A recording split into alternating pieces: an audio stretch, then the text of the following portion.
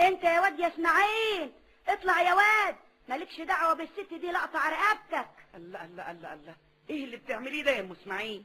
هلبتي يا اختي هتشوفوا له عروسه هو كمان. اطلع يا واد، مالكش دعوه بيها ولا لكش كلام بيها، دي ست ملهاش شغلانه غير تتجسس على جيرانها. شفت يا ابو سيد؟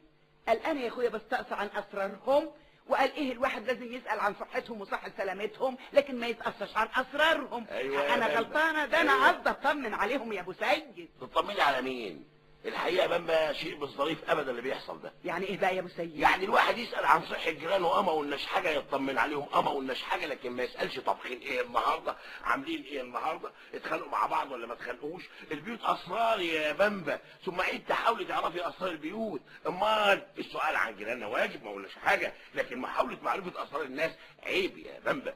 شوفي يا اختي الراجل اللي بيعوم على عوم الوليه ام اسماعيل ويغلطني زي ما هي عايزه تغلطني، وفضحتني في وسط الحته كلها، وخلت يا اختي الجيران كلهم ما يجوش يكلموني. بقى ده جزاتي اللي بحب اسال على جيراني، لكن مش بقول لكم ماليش بخت مع حد ابدا. يا عيني عليا.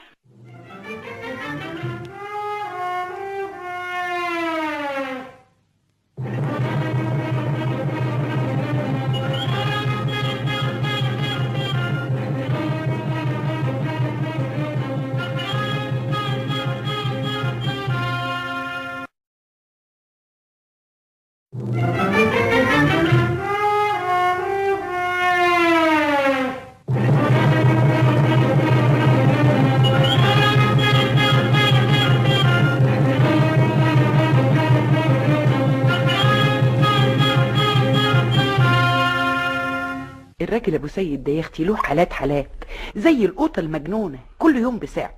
اهو عندك من قيمه يومين لقيت اسم الله عليكي غزلته رايقه، وجاي لي كده فرحان وبيقول لي بامبا نعمي مش عايزه تشتري حتتين هدوم يا بامبا؟ لك يا ابو سيد؟ لا يا بامبا. امال للولاد؟ ليا ايه وولاد ايه؟ ليك انت يا بامبوز. معقول الكلام اللي بتقوله ده يا ابو سيد؟ اسم الله عليك، ده انت القرش ما بيطلعش من جيبك الا بخلق الضرس. انا يا بامبا؟ ايوه انت يا ابو سيد. ابدا يا بامبا، انا مادام معايا فلوس ما اتاخرش ابدا. جميل، والفلوس موجوده النهارده؟ الحمد لله. طب يا اخويا ليمني ايدك على 50 جنيه قبل ما ترجع في كلامك. اتفضلي يا بامبا، اتفضلي يا ستي. واسم الله عليك، هم كده بقى والبس عشان ننزل. مستني ايه؟ على فين؟ على وسط البلد يا اخويا، اشتري كل اللي نفسي فيه. قومي يا بامبا يلا.